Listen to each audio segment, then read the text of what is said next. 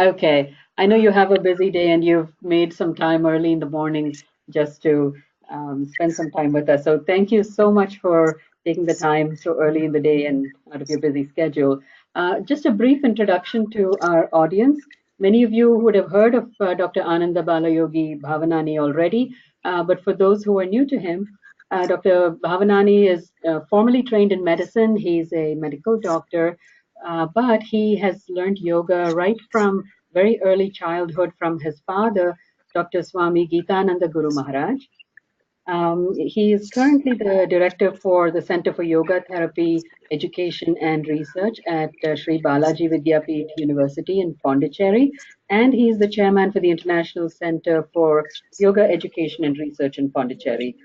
He's written, you can see a lot of his talks on yoga and yoga therapy on YouTube, and he has many articles and books and DVDs on yoga to his credit. He's organized several yoga camps and festivals. He has followers and yoga practitioners all over the world. He's been teaching for more than 25 years to adults and children. So you might think with all this extensive yoga background that Dr. Bhavanani is coming to our Unmesha camp to talk about yoga, but there is another side to him. He is trained in Carnatic music also from a very young age. He has performed as a vocalist and as a mridangam player, accompanying several other accomplished singers. And he has also trained in Bharatanatyam. He's an accomplished Bharatanatyam dancer. You'll find a couple of his dance videos on YouTube. If you haven't seen it, I suggest you watch it. He's simply phenomenal. However, he gave up dancing after his father's Mahasamadhi, but he still continues to do dance choreography through his dance institute with which he's associated. So with that, I'd like to get to the first question, Dr. Bhavanani. Given that you have this deep knowledge and involvement with dance and music, could you talk a little bit about why this understanding of dance and music is so important, even for a non-practitioner? Many of us, especially our students, some of them might be involved, they might be students of music and dance, but many of them may not be. So why do you think this understanding of dance and music is really important to better understand Indian culture and heritage? First of all, thank you for having me on this meeting, and happy to greet everyone who's on it. It's a privilege to be able to share my love for yoga, music, dance, and our beautiful Indian culture. Coming to the question by Priyamvada, the very important aspect is that life's not all about money, name, fame, a job. It's about having quality. And in our life, if we understand our nervous system, we have a right brain and left brain. The left brain is all about quantity. So we are always caught up in the quantitative aspects of life, calculating what we need to do, how late we are to where we need to get, what are going to be the repercussions of what's happening, that we forget we need quality in life. Now, the most important aspect is that music, dance, the fine arts, they enable our right brain to develop and balance this over usage of the left brain. That is primarily where all the stress is. So bringing music, dance, art, chanting into our life, we harmonize the right brain, thus balancing the overactivity of the left brain, reducing stress, adding quality to our life. That is so important. When I teach young children, I say the right brain is Saraswati, the left brain is Lakshmi. And I say you need not just Lakshmi or not just Saraswati. Both Lakshmi and Saraswati need to be in balance in our life if we are to have a truly productive, satisfying life. And that is why music and dance are so important for everyone. Whether you perform or not doesn't matter. Just enjoy it. Lose yourself in it. Forget what time it is. Forget where you are. And just enjoy the music and dance. Well, that itself will reduce the stress and make you feel much better than you ever were. Thank you very much. So it's interesting you talked about the right brain and left brain dichotomy and this one side working on rationality and quantitative stuff, the other more qualitative. But in our intellectual traditions, we have this interrelation between all of them. We don't. It's more of a holistic approach, and we don't think of these as very disconnected disciplines. So So true. especially So as a true. musician and also as a dancer, could you talk about the relationship that, for instance, mathematics, which is a very quantitative subject, has with dance and music? Because one of the things in our camp is to give these children an Yes. exposure to all kinds of intellectual traditions. So we are talking about music and dance, but we're also talking Beautiful. about Indian mathematics and science, and there's a lot of convergence between these two. Yes. That's a beautiful question, because mathematics is something that we think is all about numbers used for calculation. But numbers have their own identity. When we talk about the number one is the leader. It is the pioneer. The number two is the one who is the diplomat. The number three is of manifestation, and each number has a qualitative aspect also, rather than just as a mere measure of quantity. Now, in music and dance, especially Indian music, is very much a complicated system of thala. And so, we have the different counts. For example, we have the 35 basic thalas that then are expounded out into 108. Now, these thalas, if you look at them, they are based on 5 basic calculation patterns. One of the patterns is the pattern 4, the other is the pattern 5, the other is the pattern 3, you have the 7 and the 9. So what we call Chatusra, for example, in our rhythmic tradition of India, we would have the Chatusra Nadai or Chatusra Gati. Gati is a pattern of movement. It is the flow of movement. So for example, the rhythmic syllable would be ta, ka, di, mi. So that's 4. Ta, ka, di, mi. So ta, ka, di, mi, ta, ka, di, mi, ta, ka, di, mi, ta, ka, di, mi. And to add variety, because we don't want it to be monotonous, takadimi takajono, takadimi takajono becomes a basic pattern. And this becomes the basic pattern, irrespective of whether you are singing, dancing, it's going to be part of it. And the 4 pattern, which then extends into the 8, which is the basic rhythm that we use, the Aditala rhythm. Tisar Tal, as they call it in the North Indian tradition, but Adi Tal in our South Indian. This becomes the basic. And then you have patterns. For example, the way it changes, your whole body rhythms start to change when you listen to this music and the dance and when you do it. So you have a takadimi takajono, which is very harmonious. That's why we call it Adi Talam, and we say it is like the original. And we also say it is like, people feel very saukya. That is, saukya is like the word of sukha. You feel very much at ease. But then you have the tisram. For example, takitta, 1, 2, 3, 2, 3, 1, 2, 3. Or you have the kandam, the 5, 1, 2, 3, 4, 5, 1, 2, 3, 4, 5, 1, 2, 3, 4, 5. And this becomes, the one for showing valor. Each of these rhythms brings out an emotion. It brings out a rasa. So when I want to show valor, when I want to show anger, taka takita. So if you want to show anger, taka takita, taka takita, taka takita, taka takita, tajum, tajum, tajum, tam. And immediately what happens is you bring that spirit up. So all of these patterns, when you start using them in music and dance, they become part of you. And in fact, what we find with the young children is the more they use the music and the dance, as the rhythm becomes part of them, the rhythms harmonize. And then they find mathematics even much easier. Mm-hmm. Those are some very unique insights that you've shared with us about these interconnections. I want to move now to yoga, because that's, of course, the primary field in which you work, and you are going to be working with the kids on yoga as well at our camp. So could you talk a little bit about how um, the practice of yoga can help preteens and teenagers of today? They all have very busy lives in school, but it's very hard to get them to sit down and do yoga on a regular basis. But what are the benefits, and how can that work? One of the things with the teens is that, there's a lot of emotionality. There's a lot of energy. And what happens is, if it is not given an outlet, that energy can become counterproductive.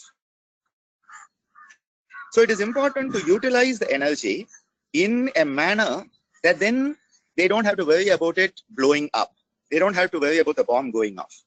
So one of the very important things we do with the young children, in fact, yesterday I was working with them, where we do a lot of practices that are based on the sound, the nada. So when you do it with the sound, sound is the best way to express the suppressed, repressed emotionality and to deal with emotional turbulence. So for example, even just as a play yoga, we call it play yoga, we call it kindergarten yoga sometimes.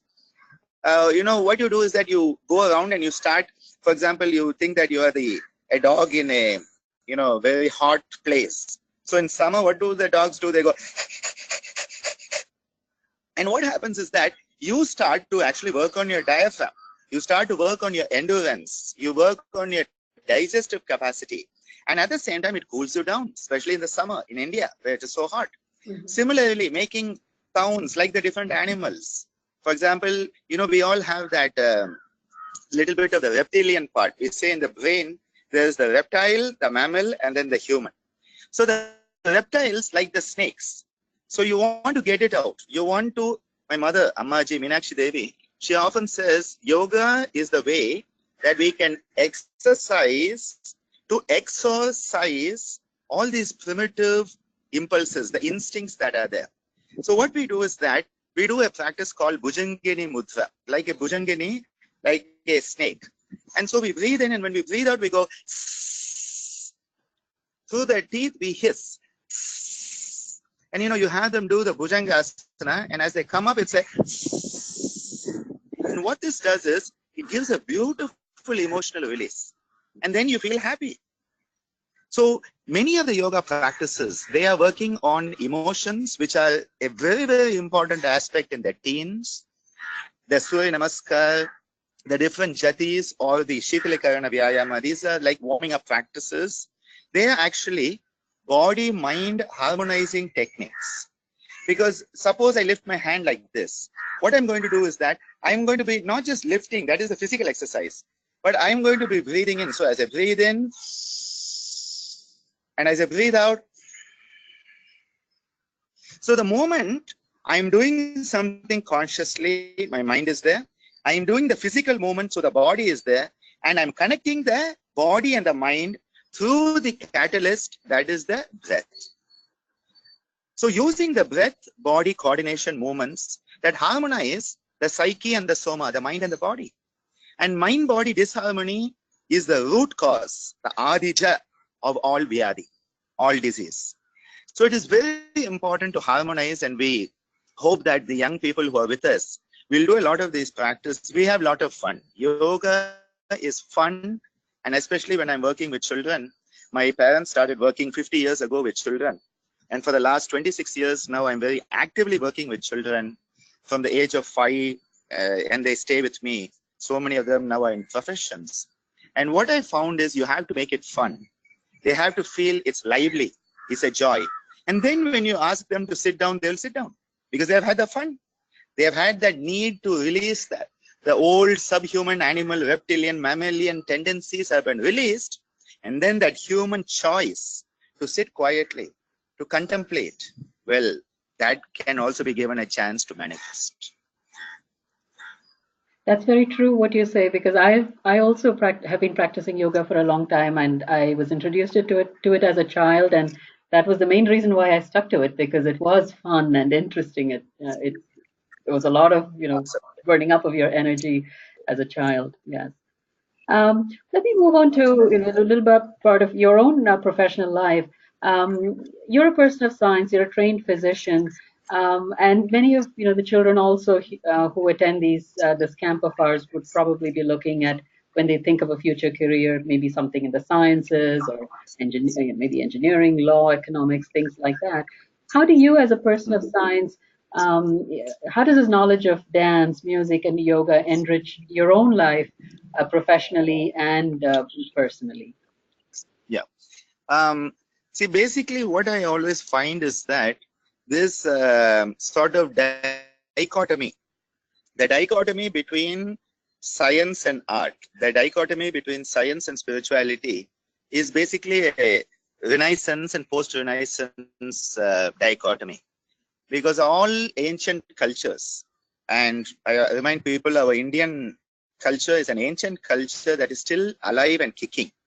Now, there are many people who don't want it to, but that's a different topic for another, another talk. But all cultures, all ancient cultures had that understanding that the man of spirituality was also the man of medicine. The medicine man was the spiritual head also. So this dichotomy is a modern phenomenon. Now, as a doctor, what happened is I find that many of my colleagues, many of my friends in medicine, they come into yoga because either they are interested or they find benefits or they want to jump on the bandwagon now that yoga is popular. But what I find is that they bring a perspective to yoga which is a reductionist perspective, because modern medicine looks at the human being not as a whole, not as a wholesome being, but as the organ systems, the organs, the tissues, and the cells. We are looking at a reductionist. I say it's a microscopic perspective. Whereas the yogic perspective is a telescopic perspective, realizing we are not just a body, the Annamaya Kosha, as it is called, the body that is made up of food and the cells that depend on food, the Pranamaya Kosha, our energy existence, Manomaya Kosha, our psychological existence, Vijnanamaya Kosha, our intellectual existence, and Anandamaya Kosha, which is our universal existence. So what happens is when you can bring these together, and because I was basically born into yoga, my parents were teaching, my mother was practicing yoga. I say that, when people say, how much experience in yoga do you have? I say you add my age, and to that you add 9 months practicing in my mother's womb. Because she was practicing. At the time of conception, I was born into yoga. So yoga was part of my intrauterine life, the antenatal. And then right from the moment I was born, that is why they wanted that I should have it and they called me Balayogi, because that has continued. So when I went into modern medicine, when I went into science, I was looking at science and modern medicine from a yogic perspective. And now I have dozens of young students who from the young age have trained with me in yoga, dance, music. Now they have become medical doctors. And I see that same phenomenon. If you have the spiritual larger perspective and you go into science, you perceive science in a very different way than the other scientists are perceiving it. And it is this ability to see the bigger picture and also the smaller picture at the same time. Because otherwise, there are people who look at only the bigger picture, there are people who look at only the smaller picture, and neither is a complete picture on its own. We need to have the micro details and the macro also if we are to have that highest perspective. That is what yoga teaches us, that our perspective should be the perspective of the universe itself. Right. And that's sort of, I think as that kind of perspective gets more popular, it could lead to a revolution in the way medicine itself is implemented. Because right now we have It specialists. definitely will. It definitely will, because what has happened is the whole movement towards super and the super duper specialization, sub specialities and all that. Right. You're going to end up with a specialist for the little finger who doesn't treat the thumb. And that's not the way you can deal with a human being. A human being has to be perceived as a whole. Right. I remember, in the hospital, you'll have a patient, a client, as they call it in USA. Here we say patient in the bed, and the pulmonologist will come and say the lungs are okay. The cardiologist comes and says the heart is okay. The nephrologist comes and says the kidneys are okay. And I'm standing there like, have any one of you even had the thought that that is a complete holistic human being and not just the lungs or the kidney or the heart? And we are missing that. Right. And in fact, I am in the process of writing up something which is called Purnam, which is the complete wholesome communication in medical communication. I'm talking about that and writing about it. That in medical communication, when we communicate with the clients, we need to have holistic, wholesome perspective, and I call it Purnam. That's something I think that that would be of great value to our kids, especially those who are considering going into a similar career. I think this kind of perspective will be very useful. At this point, I just want to open it up to parents and attendees. If you want to type in your questions in the chat box, I can read them out, and Dr. Bhavanani will respond. Um, I'll start off with one question that some of the parents have already asked us. Some of them have said, this going to India for so many days, it's not very convenient sometimes. It involves, a lot of planning. It would be much easier if we could get the faculty members to come here and have this program run somewhere in the US. But for us, it has been very important to give kids this immersive experience of living in India, studying in India, getting exposed to so many experiential kinds of experiences and just experiencing India itself. So, could you talk a little bit about why having this program in India makes more sense than doing it here? Yeah. Well, the experience I can talk about is from something which is firsthand. And because I travel around the world, teaching in so many places, and it's nice because, you can go there and, they don't have to come here. So, you can teach them. But always something is missing. And then when people come and they stay with us in Pondicherry, in the ashram, and they have the, training, it is very different. It's actually life transforming. And I think one of the most important aspects here is that it is not just about getting information. It is not just getting about information from specific people, but it is about the experience itself. And if you want to experience India, there's no other way you can get it but to come and stay in India, because India is an experience. It is not something you can read about. It is not something you can study. And the moment you take the people, the resource people from here, any place else, you have taken the fish out of the water sort of thing. Now, if you want to know the fish, you want to know what the dolphin is, come and swim with the dolphin in the water. So when, the resource people are here and the young children and the youth, they come here, not only do they get the information, that information can be there on the net. You can have a YouTube video and get the same thing. But that personal experience in the Indian atmosphere, it is so important, because the word of the mouth to the ear of the word of the mouth of the guru to the ear of the shishya. This is the tradition, the Karna Paramparaya as we call it. And it is so important that India is experienced, because when you come to India for a period of time, you are eating food, you are drinking water, you are breathing the air of India. And in every day in India is different. Every day you have a new experience. And especially in the West, what has happened is sort of, we have created a sterile atmosphere around everything. And so everything is in its box, everything is in its, sachet, everything is in its museum. And I had an Indologist from Germany, and when she visited us, she went around, she stayed here for a month and went around, and she said, oh my God, everything here should be in a museum, in a box. And I'm like, you have made a mistake. You think if you have it in a box, you know it. But India is a living museum. Life is there. When you go to the temples, when you go to the market in India, it is a living, throbbing experience.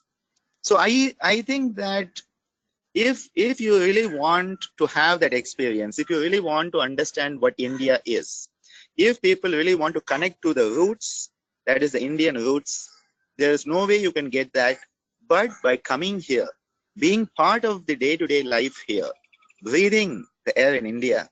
And Pondicherry is a lovely place to have that experience. Absolutely. In fact, what you said reminded me of one of the professors here of Sanskrit grammar, who's one of the greatest authorities on Sanskrit grammar, and he always says when he is in India, his brain works 10 times as fast as it does over here. Absolutely. So that's right.